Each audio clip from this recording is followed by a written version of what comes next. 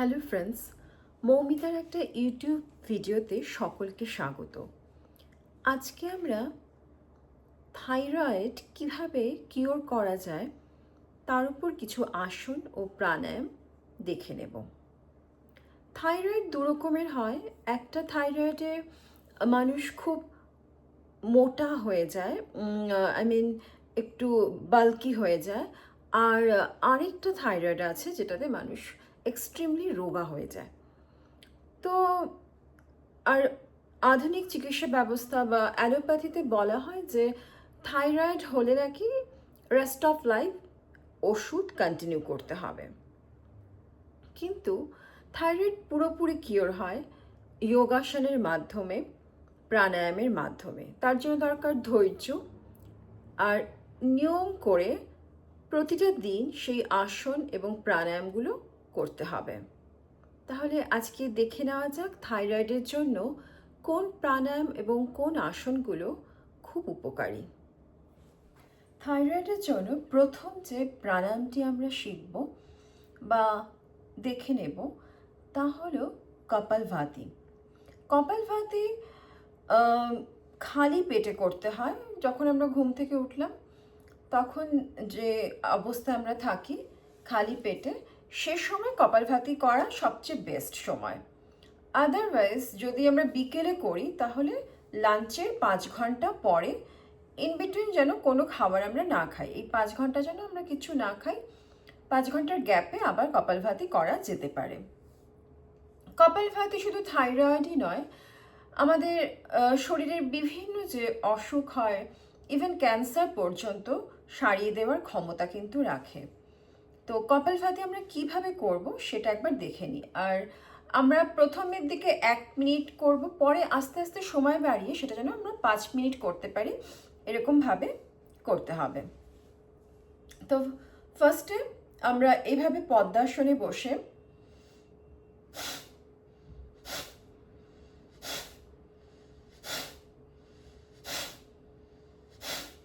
পেটটাকে ভেতরের দিকে ঢোকাবো শ্বাস নিয়ে।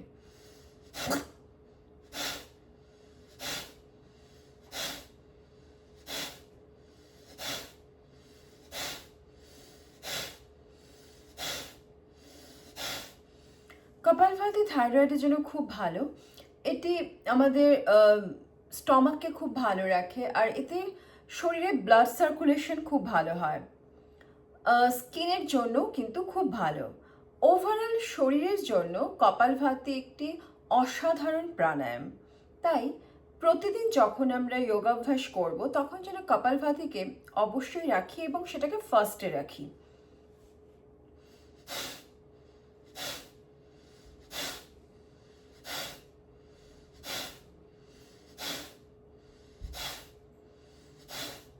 থাইরয়েড গ্ল্যান্ডকে ভালো রাখবার জন্য আমরা এই এক্সারসাইজটি করতে পারি। এভাবে মাথাটাকে ক্লকওয়াইজ তারপরে অ্যান্টি ক্লকওয়াইজ ঘোরাবো। এতে আমাদের থাইরয়েড গ্ল্যান্ড খুব ভালো থাকবে।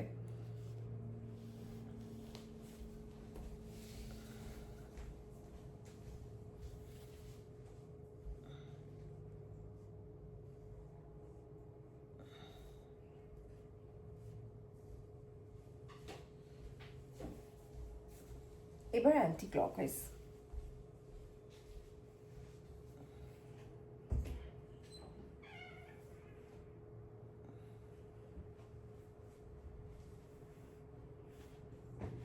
এটাও আমরা প্রথমে 1 মিনিট করব, আবার কিছুটা গ্যাপ দেব, আবার খানিকক্ষণ পরে আবার কিন্তু 1 মিনিট করে এটাকে আস্তে আস্তে 5 মিনিটের মতো আমরা কন্টিনিউ করব। থাইরয়েড সাধারণত 30-40-এর পর থেকে স্টার্ট হয়। এটি সাধারণত বিশেষ করে মহিলাদের মধ্যে দেখা যায়। তার রিজন হলো স্ট্রেস, হরমোনাল ইমব্যালেন্স, এসব কারণে থাইরয়েড আমাদের মহিলাদের মধ্যে একটু বেশি দেখা যায়। তাহলে তার জন্য স্ট্রেস রিলিফ করার জন্য বা থাইরয়েড গ্ল্যান্ডকে ভালো রাখার জন্য যে আরেকটি আসন আমরা এবার দেখে নেব তা হলো সিংহাসন। তো সিংহাসন করবার জন্য ফার্স্টে আমাদের এইভাবে পাটা, দুটো পাকে একটু এভাবে বসতে হবে। এবার আমাদের হাত দুটোকে এইখানে রেখে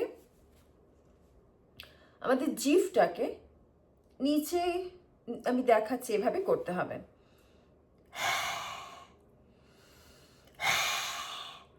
চোখগুলো বড় বড় করতে হবে, জিভটাকে যতটা পারা যায় বার করে দিতে হবে। এতে আমাদের থাইরয়েড গ্ল্যান্ডটা খুব ভালো থাকবে। ফলে থাইরয়েডের সমস্যা থাকলে সেটা যেমন ধীরে ধীরে কিওর হয়ে যাবে, আর যাদের থাইরয়েড হওয়ার চান্সেস আছে সেটা কিন্তু মিনিমাইজ হয়ে যাবে। এই সিংহাসন কিন্তু একটি অসাধারণ আসন থাইরয়েডের জন্য। এটি কিন্তু যাদের থাইরয়েডের সমস্যা আছে বা হতে পারে তারা কিন্তু অবশ্যই প্র্যাকটিস করবেন।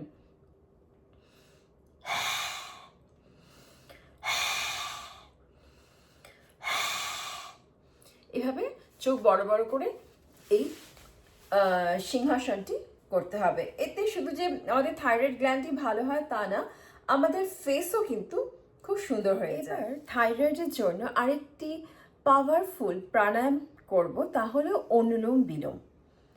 অনুলোম বিলোমকে বলা হয় যে 99% আমাদের শরীরের যে রোগ হয় 99% রোগকে সারিয়ে তোলার ক্ষমতা রাখে অনুলোম বিলোম একা।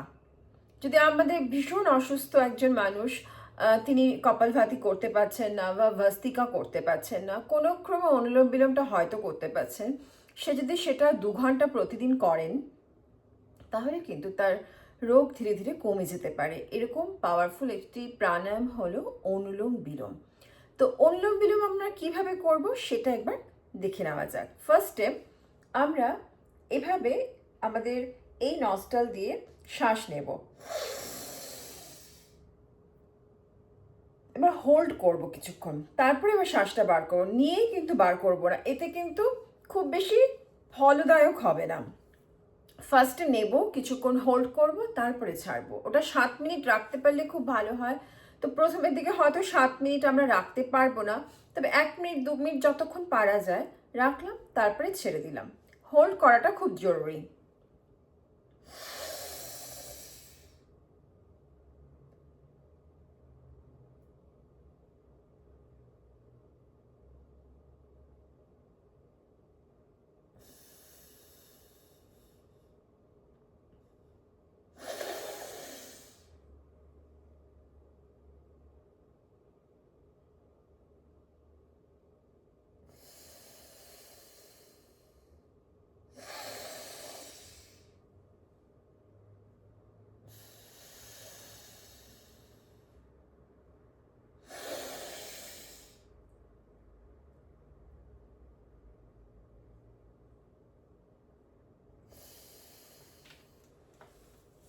অনুলোম বিলোম করার কিছুক্ষণের মধ্যে মানে আমরা ফিল করতে পারি যে চেহারা না ভীষণ রকমের ফ্রেশ হয়ে যায়, আর আমাদের ব্রেনে খুব ভালো ব্লাড সার্কুলেশন হয়।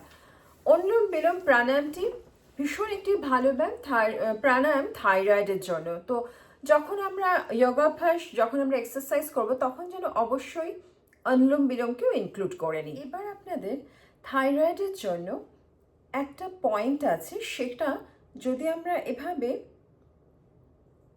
এভাবে বুড়ো আঙুল দিয়ে একটু টিপে দিই তাহলে কিন্তু আমাদের থাইরয়েড ভালো থাকে। এই যে এই জায়গাটা, এটাকে থাইরয়েডের পয়েন্ট বলা হয়। এখানে একটু আমরা যদি এভাবে পুশ করি তাহলে আমাদের থাইরয়েড ভালো থাকবে। তো এটাও যেন আমরা আমাদের প্রতিদিনের যে প্র্যাকটিস তার মধ্যে অবশ্যই রাখি। এবার থাইরয়েডের জন্য যে আসনটি আমরা দেখে নেব তা হলো সর্বাঙ্গাসন। সর্বাঙ্গাসন করলে পায়ের অনেক সমস্যাও কিন্তু মিটে যায়।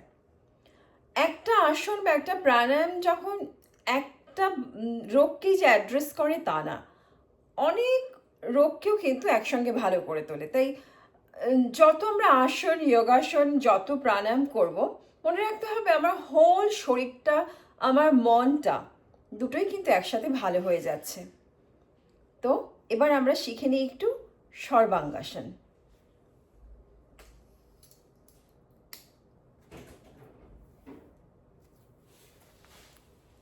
ফার্স্টে এভাবে আমরা একটু শুয়ে নেব, তারপরে আস্তে আস্তে দুটো পাকে এভাবে উঠিয়ে যতটা পারা যায় এরকম করতে হবে। আর এটাকে এই অবস্থায় 2 মিনিট থাকতে পারলে সবচেয়ে বেস্ট। এইভাবে সর্বাঙ্গাসন করে আমরা আমাদের থাইরয়েডকে অবশ্যই ভালো করে তুলব। তাই যখন আমরা যোগা করব, এক্সারসাইজ করব, অবশ্যই যেন সর্বাঙ্গাসনও তার মধ্যে থাকে।